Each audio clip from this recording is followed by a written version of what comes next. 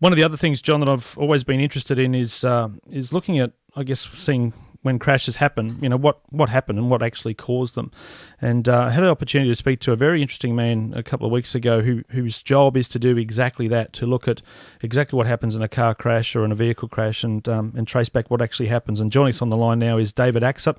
David is a crash investigator out of Melbourne. And David, thanks for your time on this beautiful Sunday morning. Russell, you're more than welcome. It's lovely down here in Melbourne as well. That's good, mate. Very warm, I believe. That's where all the golf's happening. Oh, mate, it's been... Golf, what's that? Yeah, some guy called... I think Tiger Woods is in town or someone like that. Mate, you'd think it was the second coming.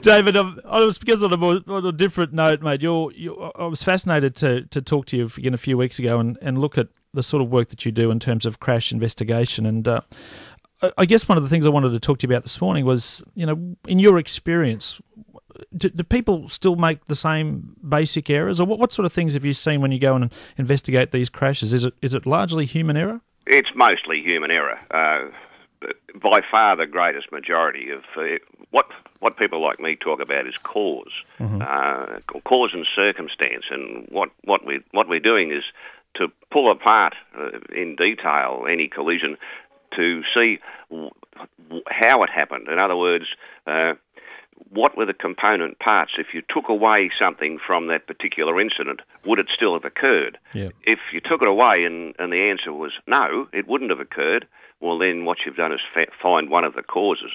And most collisions have not just one cause, but there's multiple causes. Mm. And when you arrive at a scene, and I know sometimes I've passed crashes on the road and you think, how has that car got there? It must be an incredible challenge to sort of look at a scene when you first arrive and then try and, like I said, do the investigation and almost reverse engineer it all back to that point where it actually started. Oh, look, it's very simple. God and Sir Isaac Newton determined the laws of motion. So that figures it out pretty quick. It's really the application of scientific principles. Yeah. What we're doing is pulling the whole thing apart in terms of... Well, it's like telling a fairy story, except that they lived happily ever after, and we work back to once upon a time, because when the investigator arrives, what they're left with is the aftermath of the whole incident.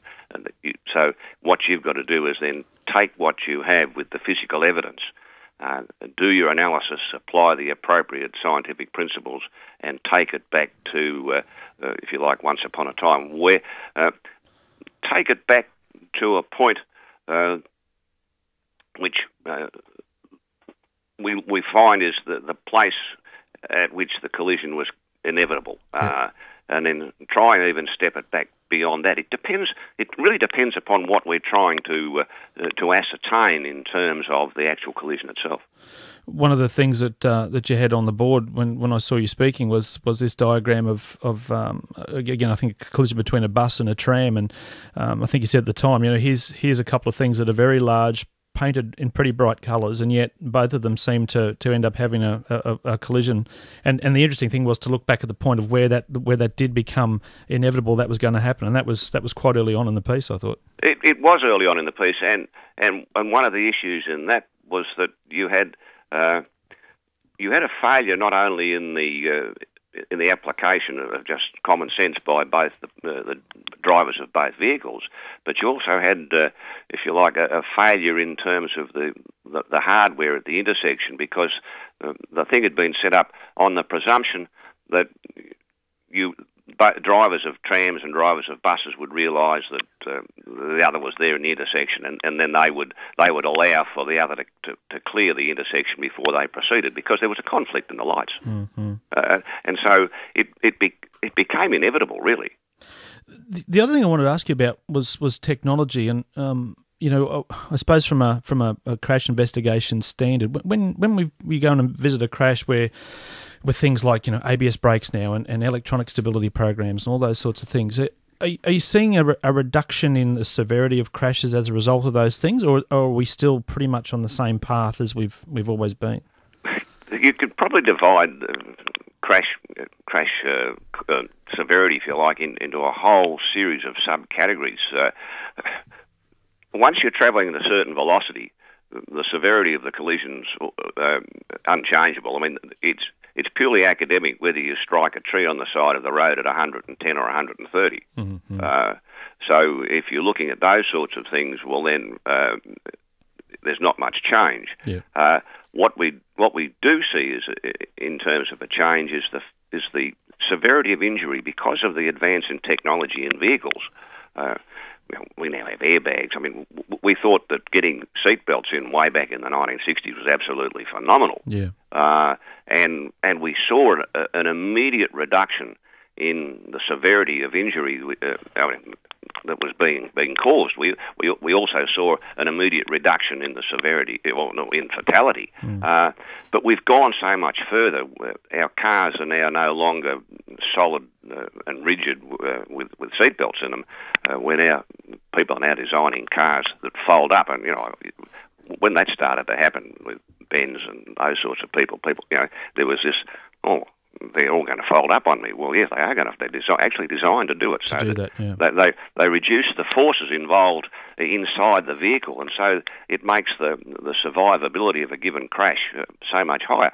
And we're seeing the benefit of those things: vehicle design, vehicle manufacture. We're seeing a better application in road design, in signage. It's always under review. There's this. The other issue, of course, is the advance in medical technology. Yeah.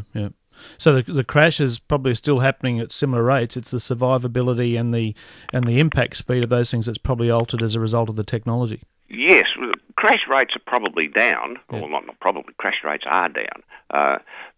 Severity is certainly down because of technology, and there's no doubt about that. Crash rates are still far too high. And there are lots of endeavours to get them down further, and we'll keep trying to do that. Some people, have this vision zero. Well, quite frankly, as long as you have discrete units running on a system where there are conflict points, that's never going to happen. Mm-hmm. Mate, and just probably one final question: what do you think the future might be? From what you see at the coalface, how do you think we should be tackling this situation with the road toll? Well, it's not a simple answer. I realise that. People look for the silver bullet, and we've got most of our silver bullets already in the gun, and like seat belts, those sorts of things. It's a constant battle of education. I heard you talking about young people being overrepresented, and they are. It's not necessarily just young people. It's in that first period of holding a licence. Those people are overrepresented, and we need to be focusing not just on the technology in vehicles and road design and in legislation. We need to be focusing on how we train people who are newly licensed to realise that they are still tyros at this, that they have got a long way to go, a lot to learn, and we need to be able to protect them in some way. You're right, it's the first step on a very tall ladder. Yes. David Axup, thank you very much for your time, mate. Really appreciate it. We might stay in touch, hey? It'd be great to catch up with you again sometime in the future. Russell, it'll be my pleasure. Okay, David, all the best. Okay, cheers, Thanks, mate.